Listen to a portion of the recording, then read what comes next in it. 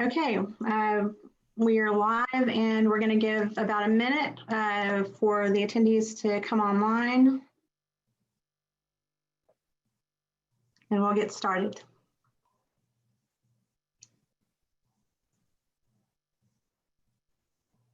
All right, here we go. Welcome everyone back to BayTran's weekly webinar series, Connecting Our Region. I'm Teresa Rodriguez, President of BayTran, and I have our Chairman, Carl Joyner, with us again this week. Today, our special guest is Rodger Rees. He is the Galveston Wharves Port Director and CEO. Rodger has been with the port since 2018. I believe you came January 2018. And so we're happy to have you here today, Rodger. I do know we have a few new people on our call today. So just a little bit about BayTran. We've been around for 30 years advocating for mobility improvements and infrastructure investment. And our focus is Harris, Galveston, and Brazoria counties. We support all modes of infrastructure. And so that's why today we're hosting the Port of Galveston to hear what we can do and what's going on at the port and how we can partner for any initiatives you have, Rodger. Carl, if you want to say a couple of remarks. Sure. So, Rodger, thanks for being with us today. And I know we're all excited about working towards maybe cruises again. And I know that has a big effect on you guys. And also, as we enter into a new era, I guess, in America with maybe different people representing us in Washington and also Austin. It might be nice for you to speak maybe to that. I know that the widening of the ship channel somewhat affects you there in the Port of Galveston. And anyway, we're interested in hearing those things. And again, thank you so much for being here today.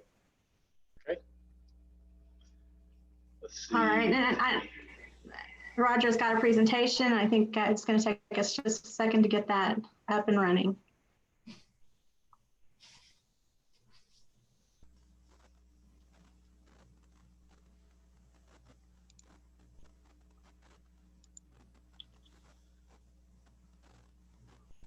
There we go. You got it? We got it. We can see it.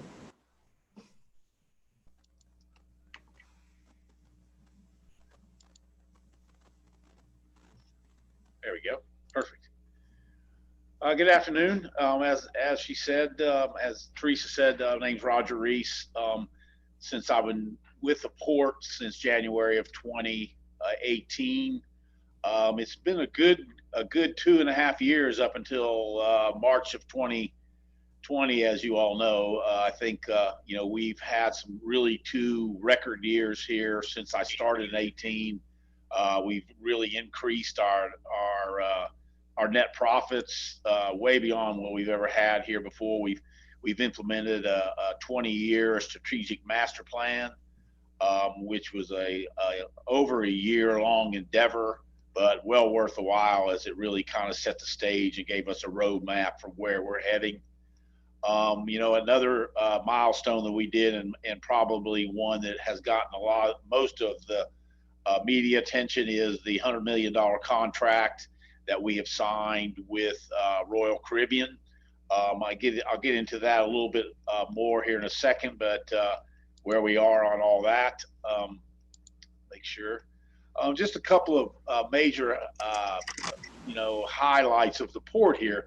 I mean, most of you know that the Port of Galveston, has been around a long time. Actually, we've been around 195 years, going back to when we were part of Mexico.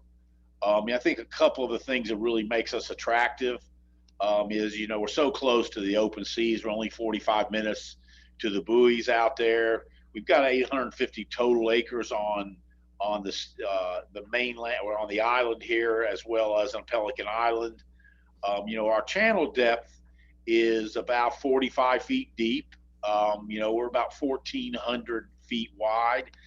We're getting ready to go through a major, as we speak today, we're dredging our berths to get ready for major dredging that's going to be taking place starting in January, which is our maintenance dredging. They're doing some catch-up work on that, so we will have our Army Corps in here dredging for 9 months beginning in January, which is going to put our port right back to where it's full depth as well as its width. We have 2 Class 1 railroads that service us, BNSF and Union Pacific. And I think one of the things that's noteworthy about that is, our tracks that come out of this port are basically bypass Houston. So, I mean, what happens here is pretty much everything going out of here goes around Houston. And that's why we've become particularly, I think, attractive for wind energy, which has been a big boost to our port especially during the COVID. We're right, Interstate 45 ends right here. What's a lot of people, when you think about the Port of Galveston, what you think about is, cruising, and everyone thinks about cruising, and that's 65% of our business. But we do have cargo here. We handle new BMWs that come in to the States into our port. We have grain, various grains that we handle throughout the year. We have a lot of wind energy, which is, taking up a lot of our space here at the port, as well as various others. We handle some fertilizer and some high and heavy row equipment. So all those things help make up the port's actual operations, as well as many as if you've been to Galveston, we have about 7 million 7 million tourists that come to see us every year in Galveston. And so, we have a commercial section on the port, several restaurants there, and some public areas. So when people do come down here, they have commercial areas and retail that they can visit on the port itself. We're the 4th largest port in the U.S. as it relates to cruise. Behind Miami, Port Canaveral, and Everglades. But we did just last year have our millionth passenger came through here. So it is certainly part of it. I mean, our mission, and you can see it on the screen there, is to create jobs. One thing I will say that the port, we've been very fortunate to be able to keep everyone employed during 2020 when the COVID and those things have been affecting a lot of ports around the country. Our mission also is to generate tax revenues for the local economy, as far as Galveston County and the city and the state, and obviously economic growth. And I think we pretty much done that since the last couple of years that I've been here. I don't want to boast or anything, but I think we've had a really good growth here. Our revenues have been at record levels. In 2019, we set a record of $54 million in gross revenues coming into the port. And of that, we are not unlike a lot of ports. We're owned by the city of Galveston, but we're treated as a separate entity. We are what you would call in governmental accounting an enterprise fund. And what the enterprise fund means is we operate for a profit. We don't get any tax dollars. I mean, we have to do everything on our own. So we do get some grants and things like that, I'll talk about in a second. But in reality, we have to generate everything we get here and then reinvest it into the port assets. As you can see here, one thing I did mention, actually, we also are a landlord. Almost 10% of our revenues come from land leases, some of which are our tenants that do business here, our cargoes, and you can see what our cargo, and as I mentioned, cruise is about 65% of our real estate, of our operating revenues, and that includes parking, which is, a significant part of that. One of the goals that we really have here is, as a result of COVID-19 and what it's done to the cruise business. So, we're very critical we're obviously the only cruise port on the Gulf Coast, in Texas. And, we had a record 1 million passengers back in 2019. We were projected to do well over $1 million this year, with about 25 more cruise ships visiting us than last year. But the story has been told, as you all know, and we're all living it. But here's some statistical numbers that you can see for yourself there in terms of what we do from a tax revenue standpoint, and how much local spending is attributed to the cruising business. We have done some work here in the port on getting our cruise terminals. We have 2 cruise terminals, as you know, already in operation. Those cruise terminals basically are older warehouses that have been converted and then also renovated and added on to. But we've done over $100,000 here in spending in the last 45 days, bringing in, installing new fixtures, touchless fixtures in all of our plumbing facilities. We put in additional HVAC cleaning units to help purify the air further. And then, as well as that, we're also doing the same thing on our escalators. We're setting up ultraviolet apparatuses that, as the railings go by, they become sanitized. So we're doing everything we can, absent any rules or regulations or really any guidance at this point on what we think is going to happen in the cruising business.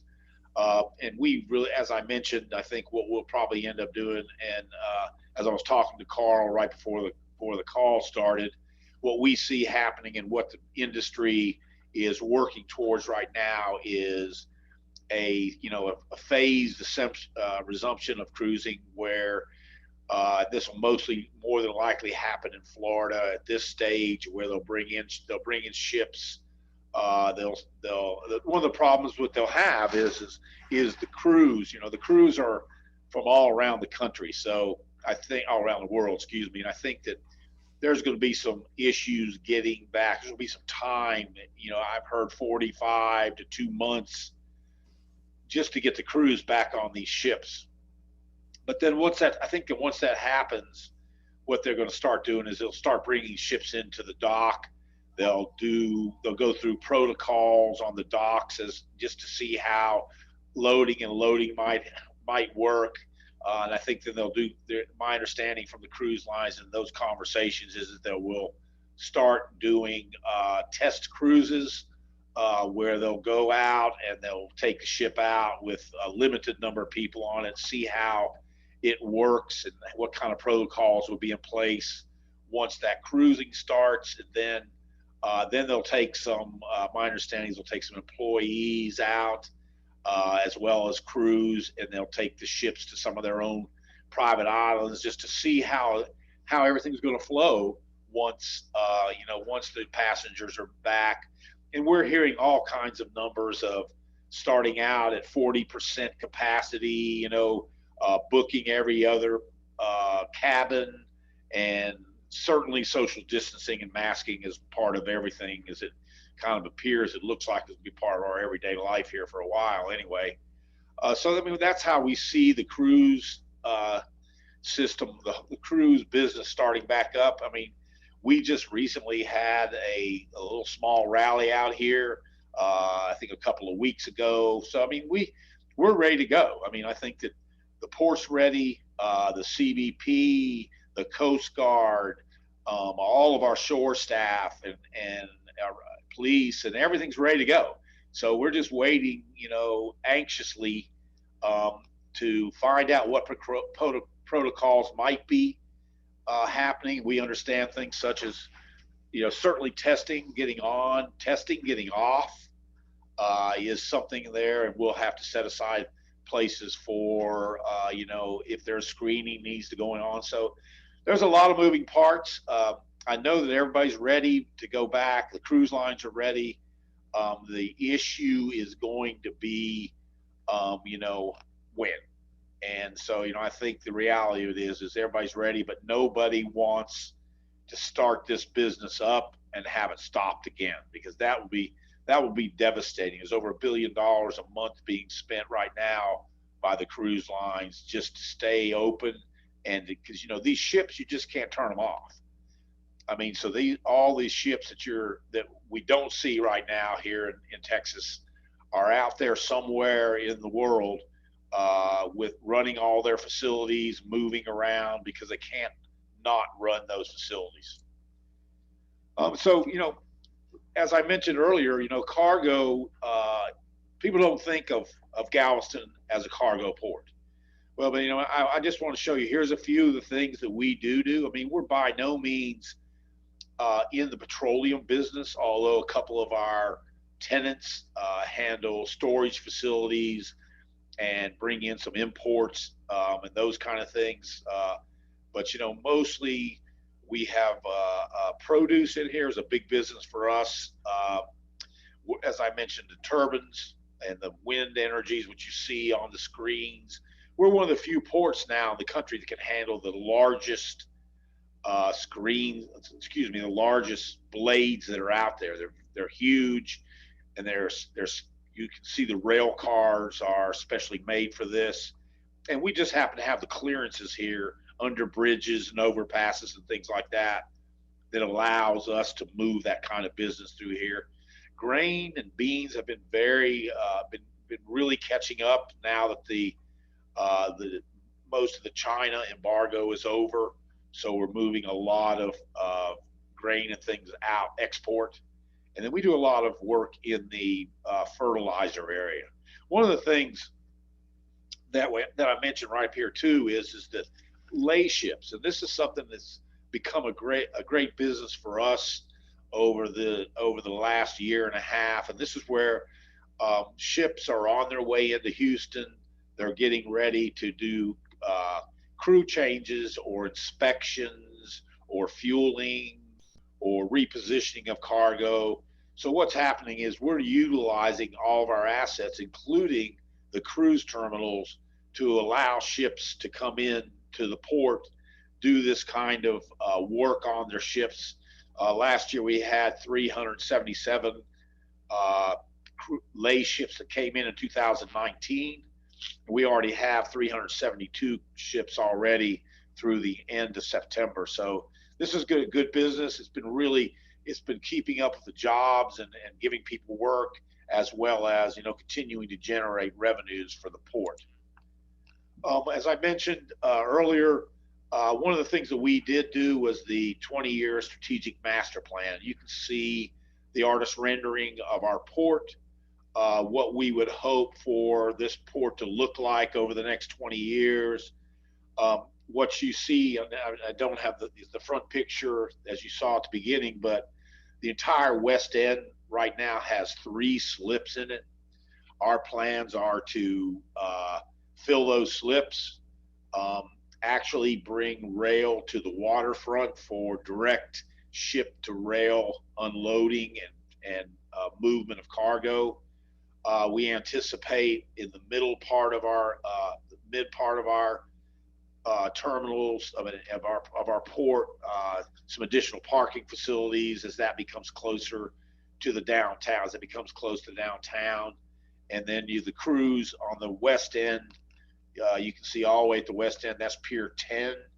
That's where the new cruise terminal is proposed to begin construction in April of 2021, with future expansion in between those 2 terminals, with commercial, retail, and possibly a small marina in there. And then right next to that would be a 4th cruise terminal, which would be planned sometime in the next 10 years. Although conversations indicate that there's a lot of interest in Galveston. You know, as many of you know, there's about 50 million people that live within a day's drive of this port. And one of the key factors that the cruise lines are really looking at is drive drive time, drive people, customers that will drive into cruises versus flying in, which is so prevalent in a lot of other ports. So we're in a good position because we handle the drive traffic, and that's really kind of what generates our marketplace, and probably will continue in the near future to grow our port from a cruise standpoint. As I mentioned, here's the kind of the breakdown. Here's the different sections of our port. The west, which is turning into all cargo. The mid part is where our cruise and commercial village is. And then on the east end, we have the cruise, and which is where the new terminal will be. And then some additional, we think, is a commercial type village there. And certainly Pelican Island is in the news lately. I think there's a unified effort in this region to replace that bridge, which is in trouble. I mean, it has a lot of infrastructure issues. I think our region is currently putting together a plan or completing a plan to fund an additional almost $70 million it's going to take from the local community to get this bridge built. And obviously that opens up Pelican Island for additional cargo and additional industry over there, potentially some LNG projects over there on that one. As part of this, our master plan, we are going to develop an internal road network. One of the issues here is traffic. And, if you've been down to Galveston, about Harborside Drive, especially on cruise days. And so what we've done is we put together, as part of our master plan, an internal road network that will take commercial vehicles, freight, and on the east end, cruise passengers off of Harborside Drive and move them internally on the port. And the interesting thing is that also part of the the new levee system that's proposed for Galveston, will actually follow that road pathway. So I mean, that's part of the whole big overall picture. And this is a plan that's been talked about as far as direct connector for Interstate 45 going south towards Seawolf Parkway, but then really going north towards this new internal road network that we're putting together. We've gotten a couple of grants from TxDOT for this road. We are under construction right now on phase 1 and phase 2 of that road. But what we see is the future, and what is in TxDOT's longer term plan is to have a direct connectors, an elevated highway above railroad tracks and those kind of things, where traffic leaving from Interstate 45 can continue on 4-lane roads to the port or to the waterfront where our beaches are. So you can see there's not yet a actual path been decided, but I know that's part of the long range plans. OPI, which is what we call Old Port Industrial, which is a road that was built way back in the 20s and 30s. Parts of it are bad shape, parts of it are brick, parts of it are dirt, parts of it don't exist. So this is what we're going to use for our new internal road network. This is we've got a budget, construction's underway. This is going to be access to our older cruise terminals. It's going to widen the internal road network at this area and repave. And as you know, we have a lot, as everyone knows around this area in Texas, we have a lot of flooding going on. So as part of that is to start improving the drainage within the project and start draining waters, because actually the Galveston Island pretty much drains through the port, especially the downtown area. all the water that gets on the surface streets comes through the port, and at certain times, those outtakes are underwater. So when you have a high storm surge, the city doesn't drain. So, I've been here almost 3 years, and even a hard rain will cause our streets to flood because the outtakes are under sea level. So we're working towards that. The city of Galveston has just received a grant to build a pump system, and the first stage of that pump system is on our east end of our port. This also is a TxDOT grant. TxDOT has given us a little bit over $1 million against this project, and it is actually underway. Here's the other side of the project, which is on the east end.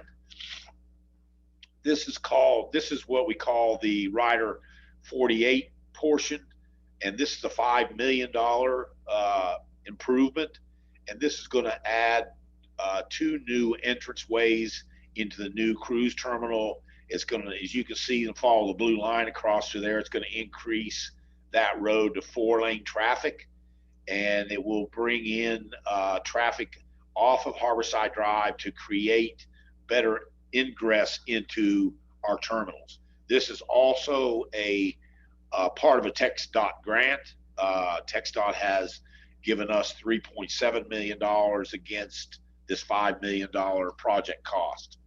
And so we're in I think about 50% done on our engineering on that. We anticipate construction starting sometime next year.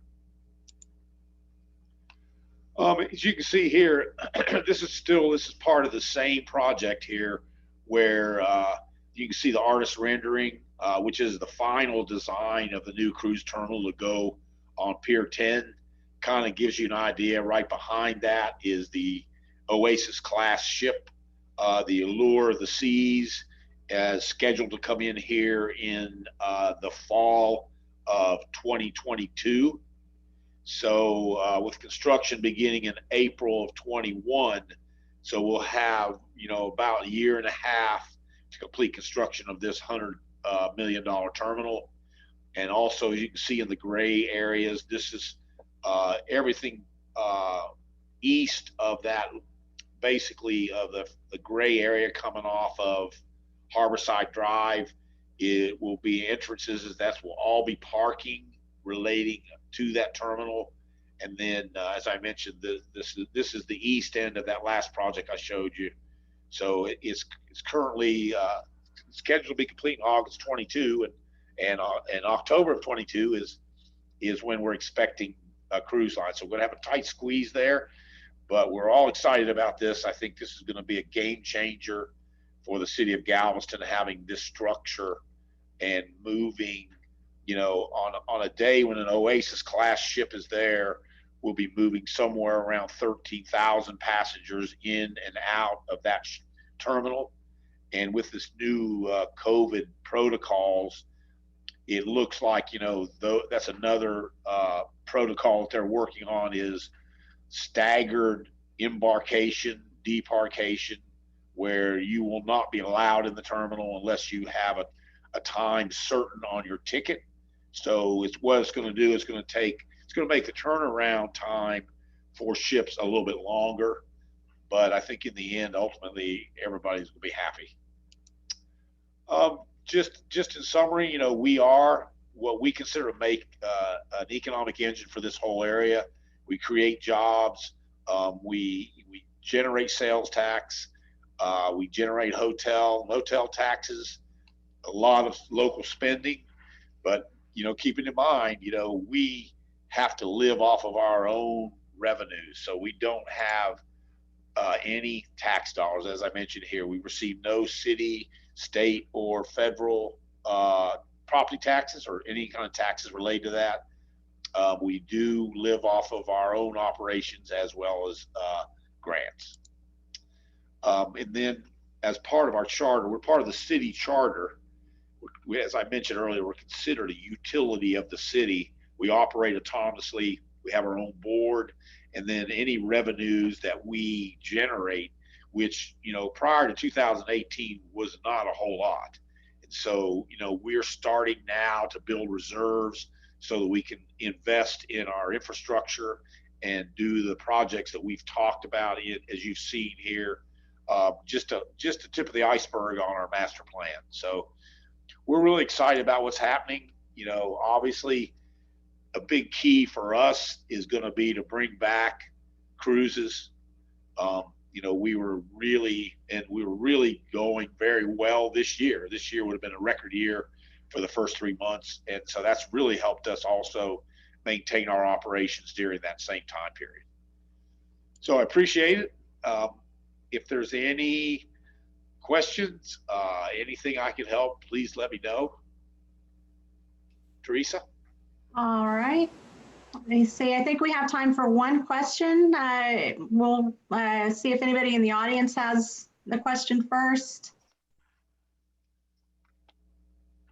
And while we're giving that a minute, actually, I did want to mention that BayTran approved our legislative agenda for next session. And one of our points of priority is to preserve the existing funds that already go toward port and freight infrastructure, and also to invest more in access to the ports. Are you following any particular issue, or do you expect that any issue may be coming up of concern to the port? Well, I think, and I kind of alluded to this earlier, our port is so old, and we have in the past not generated a lot of revenues ourselves. And so since we are self-sufficient, our infrastructure is literally crumbling. And I think that I can show you thousands of pictures of our West End where, we have to bring in cargo just to certain areas because of damage that was done going all the way back to Ike and Harvey. So I think our biggest struggle is infrastructure, our own internal infrastructure. I think we've gotten a lot of cooperation from TxDOT as well as the local regions to get, for what I call outside the gate infrastructure, but inside our gate, we have a lot of issues. Okay. I do also want to ask you about LNG. Yes. So because of the increased interest in LNG in the maritime industry, is the port doing anything to move that along or to invest in that kind of infrastructure? It's funny you should ask that. Yes, we are. We have right now an MOU with an LNG company that would be located up on Pelican Island. And it's a little bit unique, I think, in the fact that it's not a large scale LNG facility. It's really designed for bunkering. It's really designed to service the port, the whole region here as far as LNG, ships are concerned. The cruise lines are certainly building their new ships. I know that Carnival's new ship, which will be delivered first quarter of next year, is LNG. We're hearing that a lot of cargo ships are converting to LNG. We have this is what you would call a mobile, or I would say it's a liquefaction process that's on a barge. So it's not going to be land based. It's going to be moored off the waterfront, so that the gas comes into the barge itself.